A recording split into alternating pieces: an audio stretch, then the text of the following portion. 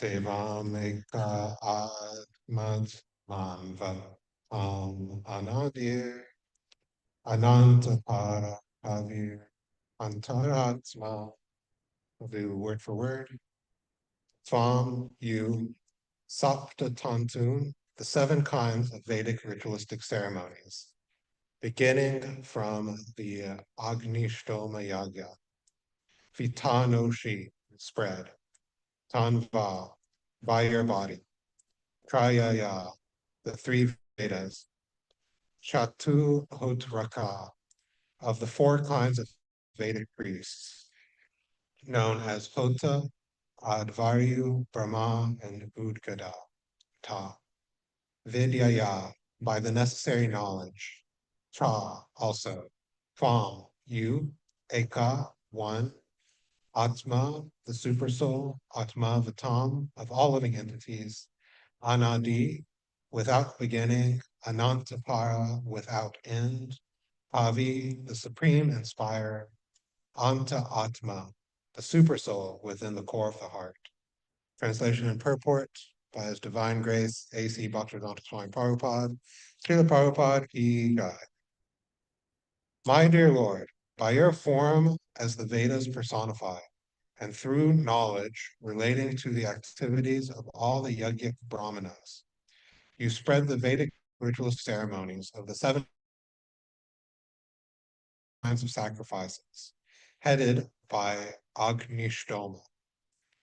Indeed, you inspire the yogic brahmanas to perform the rituals mentioned in the three Vedas.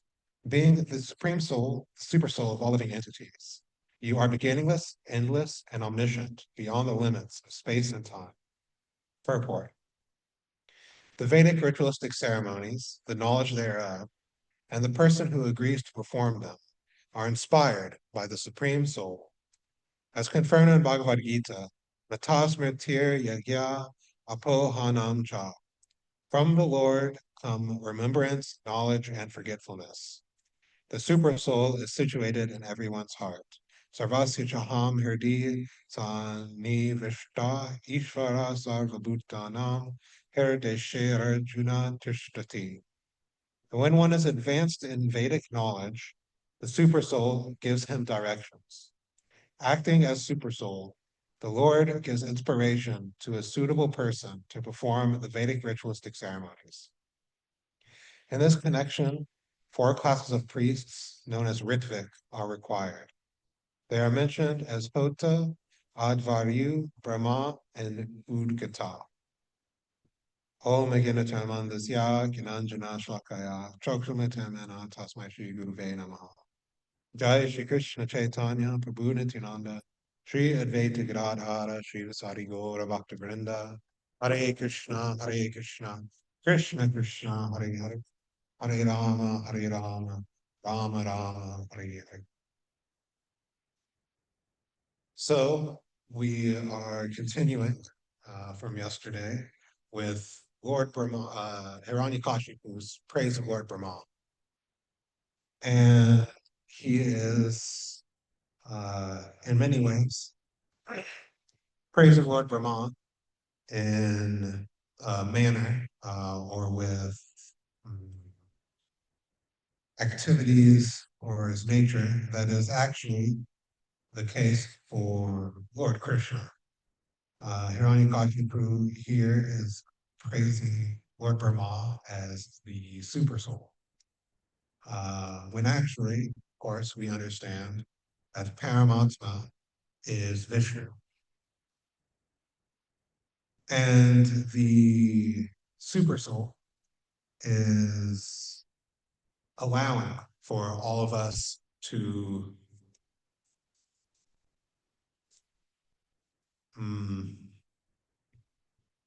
attempt to fulfill our desires. We understand that actually the super soul would prefer for us to reclaim our constitutional position as eternal servants of Krishna. But because of our unwillingness to do so, he allows us to take on body after body, sanctioning our attempts to fulfill our various material desires. We understand that it is a function of the living entity to desire various things.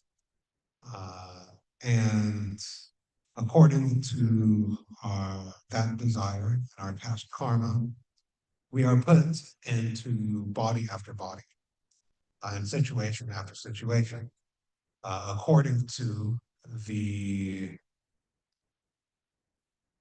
mentality that we have at the time of death. As we understand in Bhagavad Gita, whatever somebody is meditating on, when they leave their body to that place, they will attain, or to that situation. Of course, tempered by their karma. Example that is sometimes given is that somebody might be very patriotic.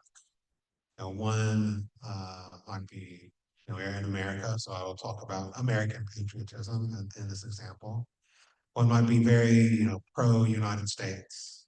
I will live and die and give my life for the United States.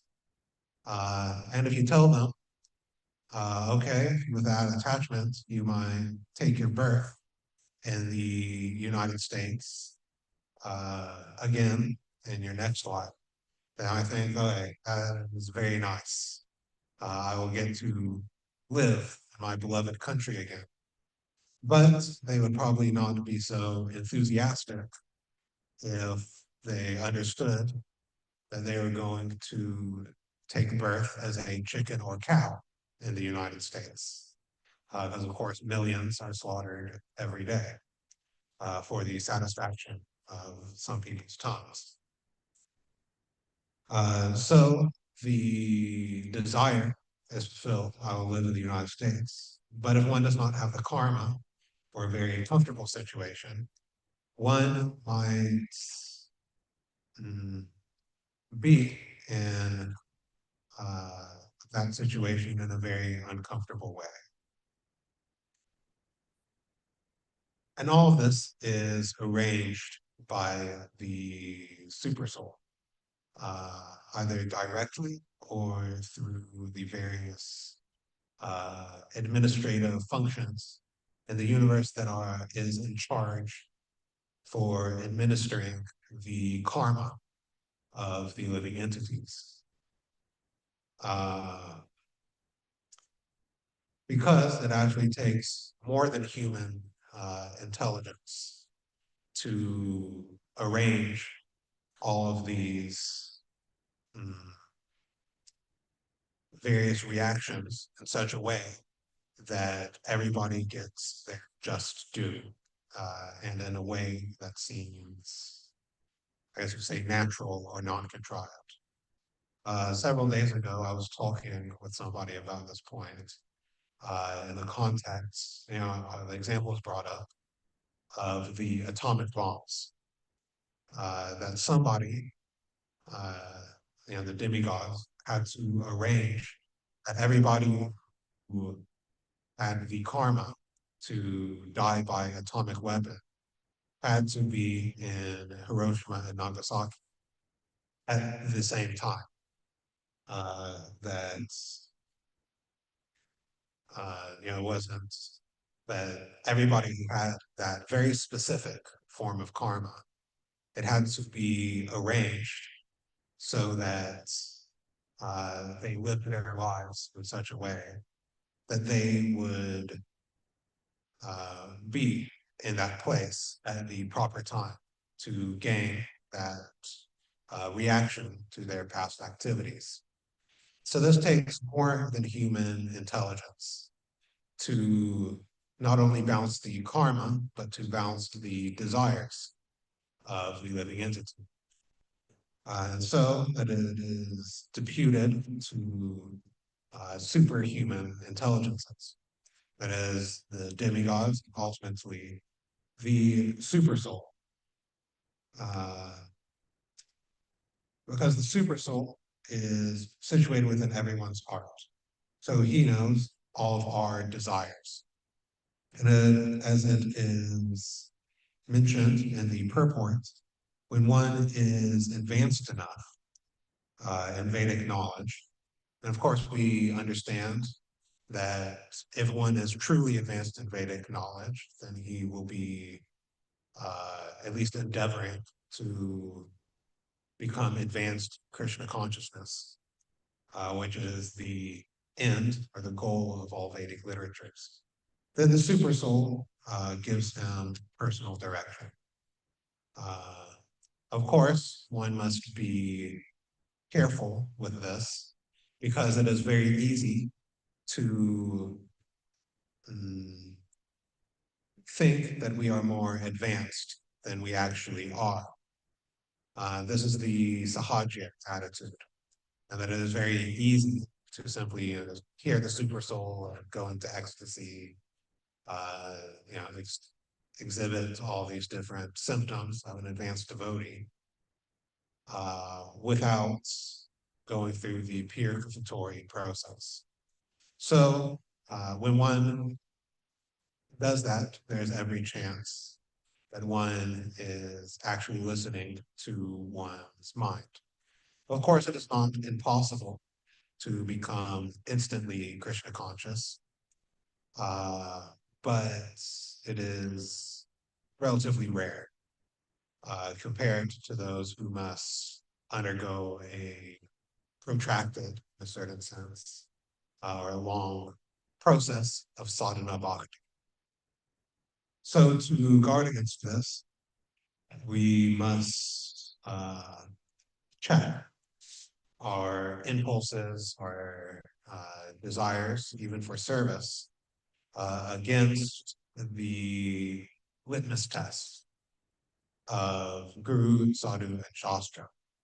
That we can consult senior devotees, consult our Guru, our Guru's teachings. Of course, we can ultimately consult Shastra to see if our ideas are properly aligned with Krishna conscious Siddhanta or not. And in that way, make advancements.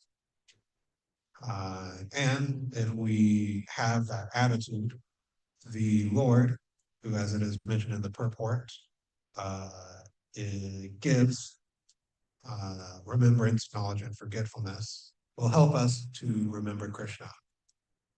Because it is not that simply at the time of death, we can remember Krishna if we spent our life in sense gratification. There's a story that I heard, kind of a parable, that uh, one day this gentleman heard the story of Ajami and had the thought, okay, I will name all of my children names of Vishnu, so that at the time of death, I will call them to me, and I'll remember Vishnu, and then otherwise I can spend all of my life, gratifying my senses, making money, running my business, all of these things. So I'll try to cheat the system that way. I'll get sense gratification, and I'll go back to Godhead. So after many years, he is on his deathbed, and he's calling his children to come to him. Oh, Damodar, Janardana, Govinda, Vishnu, uh, all these different names he is calling to come to him. And they're all around his bed. He looks at all of his children, who has very nicely names of Lord Vishnu. He says, if all of you are here, who's at the shop? And then he dies. So he was absorbed in thoughts of money making during his life. So naturally, at the time of death, that is what he is thinking about. So if we absorb ourselves in thoughts of Krishna throughout our life, then naturally, at the time of death, we will be absorbed in such thoughts. And even if by some arrangement of the material energy, we are not lucid at the time of death, maybe from some neurodegenerative disease or trauma or something like that, then Krishna will help us remember. Remembrance of Krishna does not depend on our brain power or brain function. It is a function of the soul in and of itself. So he is not an ungrateful person. If you have served him throughout your life and have a desire to remember him at the time of death, then he will make you, he will force you to remember him. And then you will go back to God. So that is where I will end, I suppose. Sort of an off-the-cuff class, even though my upper covering does not have cuffs. Off the charter class. So I will stop here for any comments, questions, etc.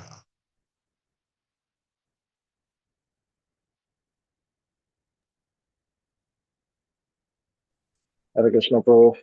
I will. Thank you so much for giving an impromptu class. So, with regards to the super soul, basically administering karma through inspiration and forgetfulness, how can we leverage that dynamic, or at least because we also have that power to inspire others, to also inspire ourselves and motivate ourselves? We can also arrange our life to forget certain things. So, how can we leverage that force and that dynamic to just keep us focused on Krishna? Yeah, so my thoughts is, to follow the process Prabhupada gave us. Because, he gave us really a lifestyle of remembering Krishna. The temple programs, morning and evening program, chanting Hare Krishna, reading books are all ways that we can fill our lives with Krishna. And even, if one might be a householder, for example, might not be able to make it to the temple for morning program. One could have morning program in one's own home, even if it's, not exactly at 4:30. Uh, one can have it a bit later. That's a way to mm, uh, fortify oneself, as well as, of course, the chanting of Hare Krishna, trying to give up uh, offenses, and of course, the reading of Prabhupada's books, which give us the proper Siddhanta. So, in all of these ways, we can try to remember Krishna. And also, of course, we can try to help others remember Krishna. We can do this in various ways. Of course, various preaching activities like book distribution, prasad distribution, harinam, even writing in a Krishna conscious way. All these things help people remember Krishna. It is also possible, of course, for people to remember Krishna just by looking at us if we dress like Hare Krishnas. Of course, people have different opinions about this, and not necessarily getting into all of the different pros and cons at this point. But back in the 70s, people go out with dhoti and tilak, and then people would say, "Oh, there's a Hare Krishna." So they would remember Krishna in that way. Of course, people's individual circumstances might be different. Uh, if one is working, for example, a sales job, one might not go to work in Tilak, or at least, the Gopi Chand on Tilak every day, or just put water there or something. Uh, because, if one does, one might lose out on a bunch of sales. So there's a practicality there. Of course, if one is working an office job, there is always the uh, option of going in T-lock and Doti. Uh, but like I said, that's a lot of people have different opinions on Vaishnav clothes versus Karmi clothes, so to speak. So that's another way. Uh, but yes, there's all different ways that we can induce ourselves and others to remember Krishna. I one time heard a story of somebody working in a factory. There's all sorts of like grime and stuff on the walls.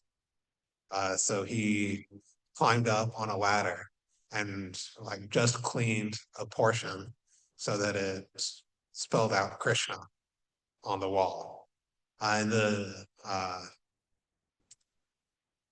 management was very angry about it, but to get rid of it, they would have to clean the entire wall, which they didn't want to do or they didn't have the budget for or something. So every day when people were going to work, uh, they were remembering Krishna. So they're looking, oh, Krishna. I think at least one devotee was made actually from that situation. So those are just some thoughts. I see in the chat there's a question. It was the conclusion of the story of the man who tried to be like a John Mill. The conclusion is that at the moment of death, he actually wasn't thinking of Krishna. He was thinking of his business. So he took on his next life in some sort of material body, uh, depending on his karma. If he had the karma to be a human, it might be a Vaishya family. Or if he had the, uh, if he didn't have that karma, then it was in some other form of life, or maybe a squirrel or something that takes all of the nuts, all the treasure for itself, or some other sort of uh, situation like that, depending on his karma. But the point is that one can't cheat Krishna. That one can't think of sense gratification one's whole life and then think, oh, at the time of death, I will think of Krishna.